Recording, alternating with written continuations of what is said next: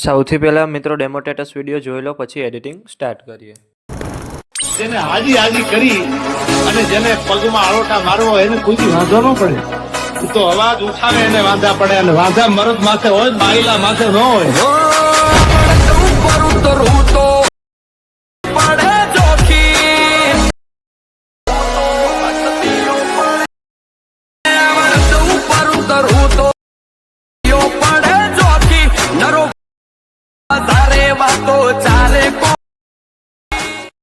તમે જે પ્રકારનો ડેમો સ્ટેટસ વિડીયો જોયો તે જ પ્રકારનો વિડીયો બનાવતા શીખવવાનો છું.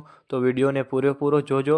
અને મિત્રો, બધું મટીરિયલ ટેલિગ્રામમાં મળી જશે. અને મટીરિયલ ડાઉનલોડ કરવામાં પ્રોબ્લેમ આવે તો ડિસ્ક્રિપ્શનમાં મારી ઇન્સ્ટાગ્રામની લિંક આપેલી છે, ત્યાં જઈને મને મેસેજ કરજો. અને ચેનલ પર પહેલીવાર આવ્યા હોય તો સબસ્ક્રાઈબ કરી દેજો. તો ચાલો મિત્રો, વધુ ટાઈમ બગાડ્યા વગર એડિટિંગ સ્ટાર્ટ કરી દઈએ. સૌથી પહેલાં મિત્રો, તમારે ફોટો એડિટિંગ અને બીટમાર્ક પ્રોજેક્ટ બંને ડાઉનલોડ કરી લેવાના છે. અને જો તમને ડાઉનલોડ કરતા ન આવડતું તો ડિસ્ક્રિપ્શનની અંદર લિંક આપેલી છે, ત્યાંથી તમે વિડીયો જોઈ લીજો. પછી તમારે ફોટો એડિટિંગ પ્રોજેક્ટને ઓપન કરવાનો છે. ઓપન કરશો એટલે તમને આ રીતે કંઈક પ્રોજેક્ટ જોવા મળી રહેશે. પછી તમારે સ્ટાર્ટિંગમાં આવી પ્લસ પર ક્લિક કરવાનું છે. અહીંયાથી મીડિયામાં જવાનું છે. અને અહીંયાથી મેં તમને જે ફાઇલ આપેલી છે એને તમારે ઓપન કરી લેવાની છે. ઓપન કર્યા બાદ પછી તમારે આ બેકગ્રાઉન્ડને સિલેક્ટ કરવાનું છે. અને અહીંયાથી તમારે પ્લસ પર ક્લિક કરવાનું છે. અને અહીંયાથી તમારે ઇફેક્ટ પર ક્લિક કરવાનું છે. અને અહીંયાથી તમારે એડ ઇફેક્ટ પર ક્લિક કરવાનું છે. અહીંયાથી તમારે બ્લર પર ક્લિક કરવાનું છે. અને અહીંયાથી તમારે બોક્સ બ્લર લખેલું છે એના પર ક્લિક કરવાનું છે. અને અહીંયાથી તમારે સ્ટાન્ડર્ડ સેટિંગ કરી દેવાનું છે. અને એનું તમારે સેટિંગ 0.800 રાખી દેવાનું છે.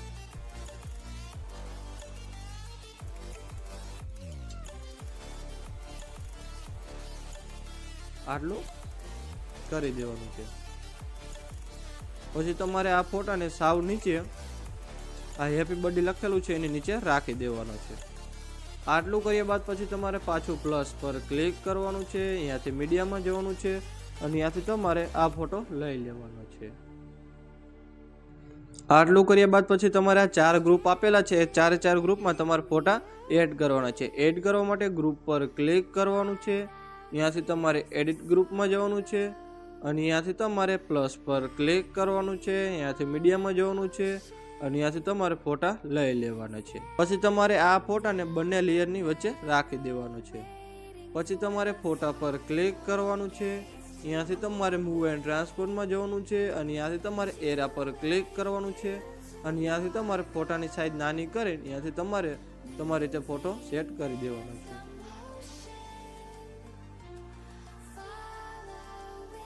પછી બીજા ગ્રુપ પર ક્લિક કરવાનું છે. અહીંયાથી એડિટ ગ્રુપમાં જઈને અહીંયાથી પાછું પ્લસ પર ક્લિક કરી મીડિયામાં જઈને અહીંયાથી તમારે બીજો ફોટો લઈ લેવાનો છે. અને એ ફોટાને પણ આ બંને લેયરની વચ્ચે રાખી અહીંયાથી તમારી રીતે તમારા ફોટાને સેટ કરી દેવાનો છે.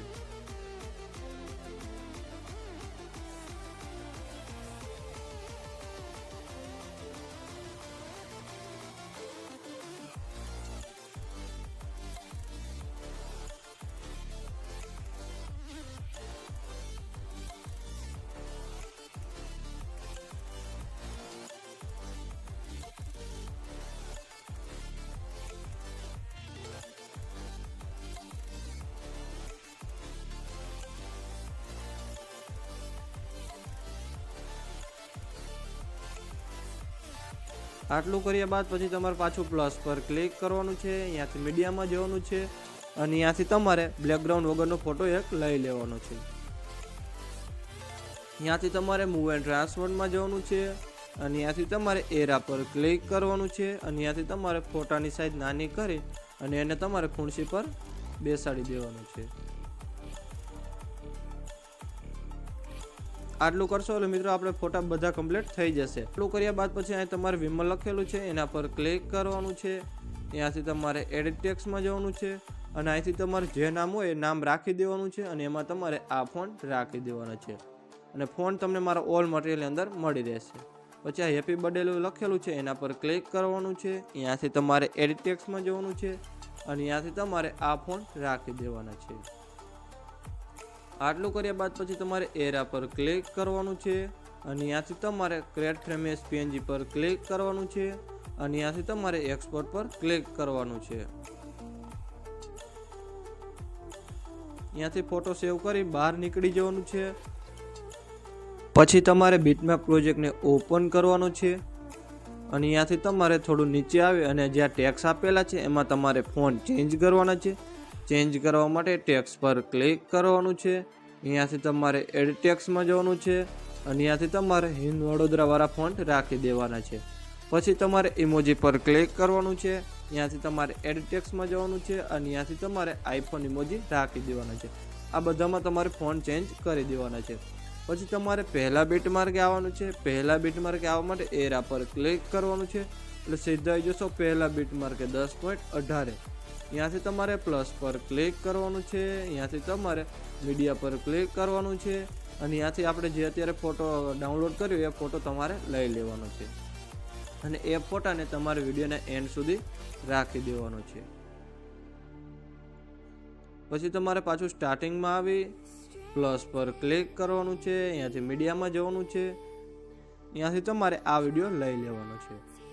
પછી તમારે વિડીયો પર ક્લિક કરવાનું છે અને અહીંયાથી તમારે 3 ટપકા પર ક્લિક કરવાનું છે અને અહીંયાથી તમારે ફિલ કોમ્પ્રેશન એરિયા કરી દેવાનું છે.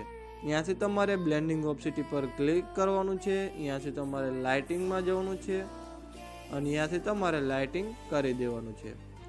પછી તમારે પહેલા બીટ માર્કે આવી આગળનો આ જે વિડીયો છે એને તમારે કટ કરી દેવાનું છે. આટલું કરશો એટલે મિત્રો તમારે વિડીયો બનીને કમ્પ્લીટ થઈ જશે અને મેં વિડીયોમાં જે પણ યુઝ કર્યું છે તે તમને મારા ઓલ મટીરિયલની અંદર મળી રહેશે. વિડીયો ગેલેરીમાં સેવ કરવા માટે એરા પર ક્લિક કરવાનું છે અને અહીંયાથી તમારે એક્સપોર્ટ પર ક્લિક કરવાનું છે.